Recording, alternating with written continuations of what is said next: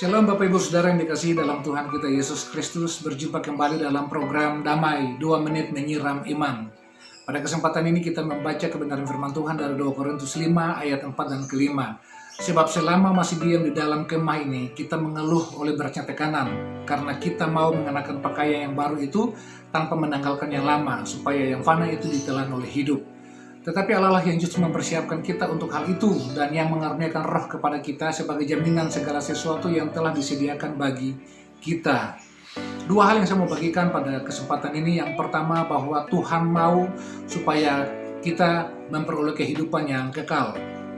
Selama kita hidup di dalam dunia ini, selama kita hidup dalam tubuh yang fana ini, tubuh yang berdosa ini, setiap kita pasti akan bersungut-sungut, setiap kita pasti akan berkeluh kesah oleh beratnya kehidupan yang kita alami hari-hari ini.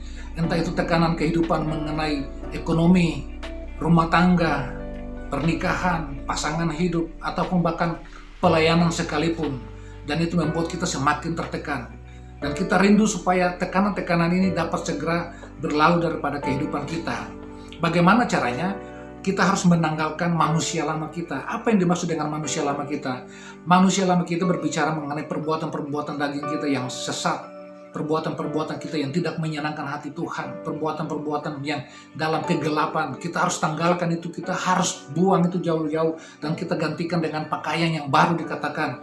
Apa yang dimaksud dengan pakaian yang baru? Adalah perbuatan-perbuatan kita yang menyenangkan hati Tuhan, hidup dalam kekudusan, hidup menyenangkan hati Tuhan, hidup dalam penyembahan di dalam Kristus Yesus Tuhan. Supaya ketika kita melakukan itu, maka kita akan memperoleh kehidupan.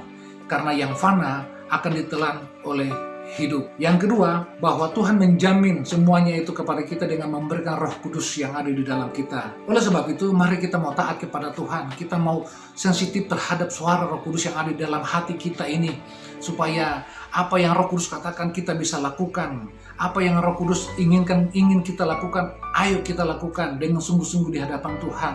Karena Roh Kudus akan membawa kita kepada kedamaian dan juga damai sejahtera. Roh Kudus akan menuntun kita kepada kehidupan dan damai sejahtera. Oleh sebab itu, setiap kita yang mengaku dirinya bahwa hidup di dalam Roh, hendaklah hidup kita pun dipimpin oleh Roh. Oleh sebab itu, mari kita sungguh-sungguh di hadapan Tuhan.